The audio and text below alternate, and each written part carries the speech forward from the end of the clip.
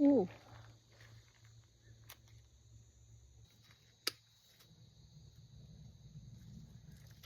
Tingnan mo ilang piraso.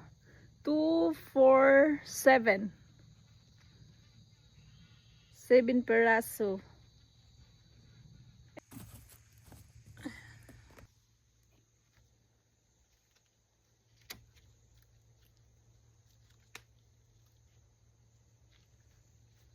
It's really big.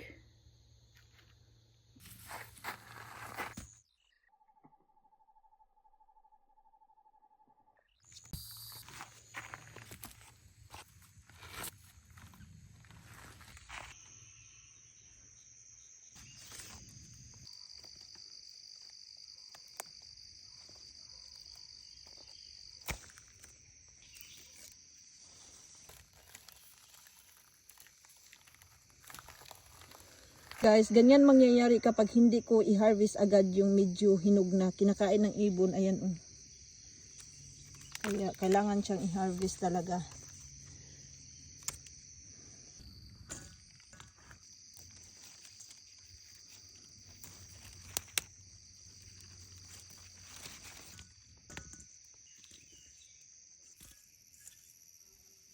Ipapakita ko sa inyo yung aking naitanim na kamatis this year. Iba-ibang klase.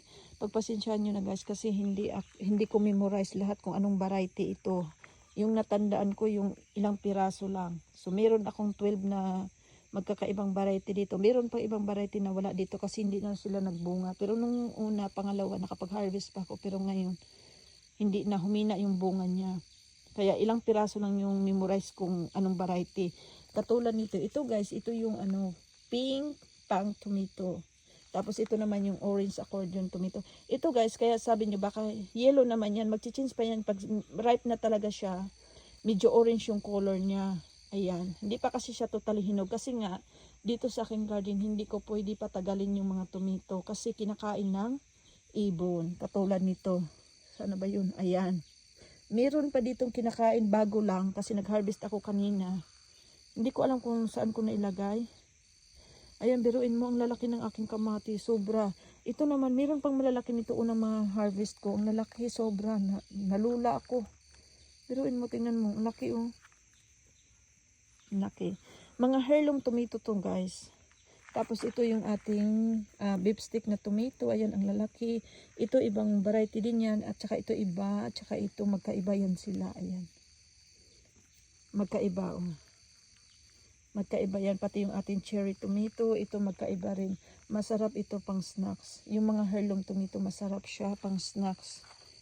Kaya yung mga pinag-harvest ko nung makaraan, pinamimigay na natin. Ito naman, 2 araw lang harvest ko ito. Kahapon at saka ngayon, tama ba?